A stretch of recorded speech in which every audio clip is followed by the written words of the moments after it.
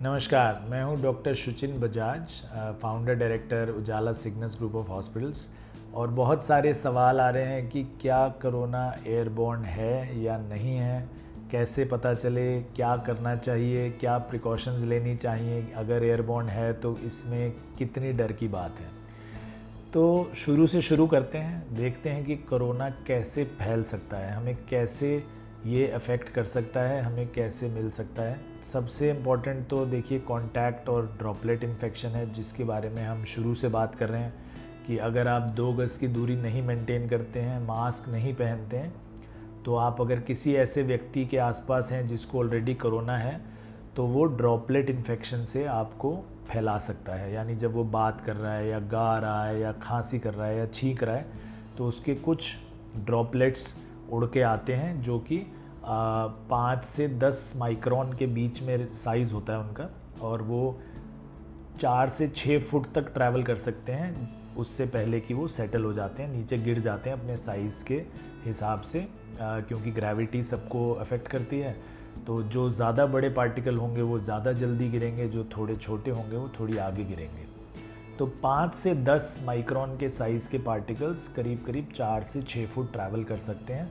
अगर आप 6 फुट के अंदर अंदर किसी के भी हैं और वो छींकता है या बात करता है आपसे बिना मास्क के, तो आपको वो इन्फेक्शन दे सकता है। ये मोस्ट एक्सेप्टेड थ्योरी है और इसी थ्योरी की वजह से मास्क को बार बार इनकरेज किया जा रहा है कि आप सब लोग मास्क पहनें। लेकिन आजकल हमने ये भी देखा कि फोमाइट से फैलने की बात पॉसिबिलिटी हो सकती है, जो कि लीस्ट पॉसिबल है, बट फिर भी एक पॉसिबिलिटी है। फोमाइट्स जिसकी वजह से याद होगा आपको, पिछले साल सब ने अपने घर अखबार बंद कर दी थी कि शायद अखबार में लगे हुए आएंगे अंदर। तो फोमाइट्स क्या होता है कि जब ये पार्टिकल गिरते हैं, जो मैंने बताया 4 से 6 फुट के बीच में, तो गिर के वो किसी सरफेस पर रह सकते हैं। जैसे टेबल पर अगर अब मैं बोल रहा हूँ, तो टेबल पर अगर मेरी बात करने से जो भी पार्टिकल्स आ रहे हैं वो गिर रहे हैं, तो वो कुछ घंटों से लेकर, कुछ लोग एस्टिमेट कर रहे हैं कुछ दिनों तक भी वो पार्टिकल्स यहाँ रह सकते हैं। और कोई भी अगर आएगा और वो यहाँ हाथ लगाएगा तो उसके ऊपर वो हाथ पर पार्टिकल्स चिपक जाएंगे, और फिर वो अगर अपने नाक या मुंह पे हाथ लगाता है तो उसको इससे इन्फेक्शन हो सकता है। ये फोमाइट थ्योरी सबसे लीस्ट पॉसिबल है, क्योंकि मोस्ट वायरोलॉजिस्ट का कहना है कि अगर वो किसी नॉन लिविंग एरिया पर वो पार्टिकल्स गिरते हैं तो वायरस उसमें बहुत ज़्यादा मिनटों तक नहीं सर्वाइव कर सकता है। लेकिन ये पॉसिबिलिटी है, इसीलिए हम आपको बोलते हैं कि हाथ हमेशा धोते रहिए और अपने नाक या मुंह पर हाथ मत लगाइए जब तक आप उसको अच्छी तरह धो ना लें, क्योंकि आप किसी और के वायरस उठा लें। तीसरी जो थ्योरी जो आज हम डिस्कस करने वाले हैं वो है एयरबॉर्न थ्योरी। एयरबॉर्न थ्योरी का मतलब ये है कि कुछ पार्टिकल्स जो 5 माइक्रोन से भी कम हैं, जिनको हम रेस्पिरेटरी ड्रॉपलेट न्यूक्लियाई बोलते हैं या एरोसोल बोलते हैं कॉमन लैंग्वेज में, हमने बहुत डिस्कस किया एरोसोल जनरेटिंग प्रोसीजर्स जो हो रहे हैं, वो 5 माइक्रोन से कम के अगर पार्टिकल्स हैं तो वो हवा में बहुत देर तक रह सकते हैं और बहुत दूर तक ट्रैवल कर सकते हैं, क्योंकि वो नीचे नहीं गिरते हैं, उनको ग्रेविटी इतना असर नहीं करती, वो हवा की तरह घूमते रहते हैं। इस पर बहुत एक्सपेरिमेंट्स हुए हैं कोविड में। आजकल लैंसेट में भी एक आर्टिकल आया जिसमें जानवरों को अलग अलग पिंजरे में रखा और उनको दूर रखा एक दूसरे से, लेकिन एक ही कमरे में रखा, तो उसमें भी कुछ जानवर क्रॉस इन्फेक्ट हो गए। हमने एरोसोल जनरेटिंग प्रोसीजर्स से बहुत देखा कि जैसे हम अगर इंट्यूबेशन करते हैं आईसीयू में या कोई ट्यूब डालते हैं अंदर किसी पेशेंट के जो बीमार है, तो उससे एरोसोल जनरेट होता है और उससे काफ़ी मेडिकल प्रैक्टिशनर्स को बीमारी हुई है, जबकि उन्होंने ड्रॉपलेट के लिए बहुत ज़्यादा प्रिकॉशंस रखी, मास्क पहने, शील्ड्स पहनी, ग्लव्स पहने, लेकिन फिर भी वो इन्फेक्ट हुए। तो बहुत सारे ऐसे एक्सपेरिमेंट्स हुए हैं जिससे ये दिखाया जा रहा है कि पॉसिबिलिटी है एरोसोल ट्रैवल की, यानी एयरबोर्न इन्फेक्शन की कोविड के। तो कैसे बचा जाए इससे? सबसे इम्पॉर्टेंट है कि मास्क जितनी ज़्यादा टाइम पहन सकें पहने, सिर्फ तभी नहीं जब आप किसी के आसपास बात कर रहे हो। कोशिश करें कि भीड़ भाड़ वाले एरिया में ना रहें, क्योंकि जितनी भीड़ भाड़ होगी उतना ये फैलने के चांस ज़्यादा हैं। ओपन एयर में कम है। सनी एरियाज़ जो होते हैं जहाँ सूरज बहुत तेज़ चमकता है, वहाँ पर वायरस कम फैल पाता है, क्योंकि अल्ट्रा वायलेट रेज़ वायरस को मार देती हैं।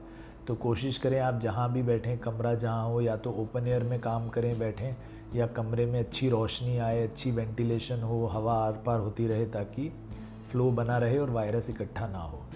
तो ये सब चीज़ों का अगर ध्यान रखेंगे तो ज़रूर आप बच पाएंगे। अगर घर में कोई बीमार है तो डेफ़िनेटली मास्क हमेशा पहन के रखें, चाहे उस कमरे में ना भी हो आप। और अगर कोई बाहर से आ जा रहा है, रेगुलर आपको लग रहा है कि वो काम कर रहा है या वायरस एक्सपोजर उसको हो सकता है, तो भी डेफ़िनेटली कोशिश करें कि मास्क ज़्यादा से ज़्यादा पहनें। वायरस पर कुछ चीज़ों का असर होता है डेफ़िनेटली, जैसे जितनी ज़्यादा ह्यूमिडिटी होगी, वाटर पार्टिकल्स वायरस के आसपास रहेंगे तो उसको मरने से बचाएंगे, उसको न्यूट्रिशन देते रहेंगे। तो ह्यूमिडिटी में वायरस ज़्यादा देर तक सर्वाइव करता है, तो कोशिश करें कि ह्यूमिडिटी वाला एरिया ज़्यादा ना हो, कूलर वगैरह ना चलाएं। धूप, जैसे मैंने कहा, वो वायरस के ख़िलाफ़ काम करती है, तो धूप ज़रूर रखें आसपास। और कोशिश करें कि हवा का वेंटिलेशन रहे, क्लोज्ड एरिया में ना रहें और खुले एरिया में अपने साथ में रहें, तो इससे आपको वायरस के इन्फेक्शन होने के चांसेस कम से कम हो जाएंगे।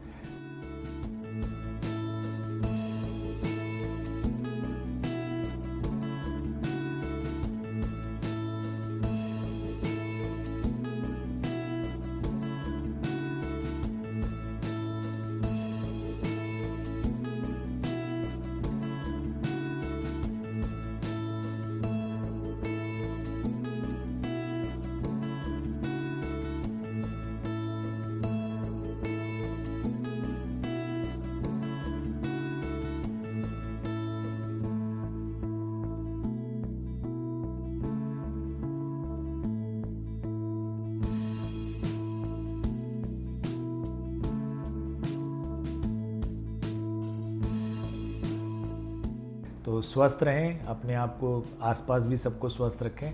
और कोई भी क्वेश्चंस हो, कोई भी सवाल हो तो कमेंट्स में लिखें या 1mg.com पर आएँ और हम उनका जवाब देने की पूरी कोशिश करेंगे। धन्यवाद।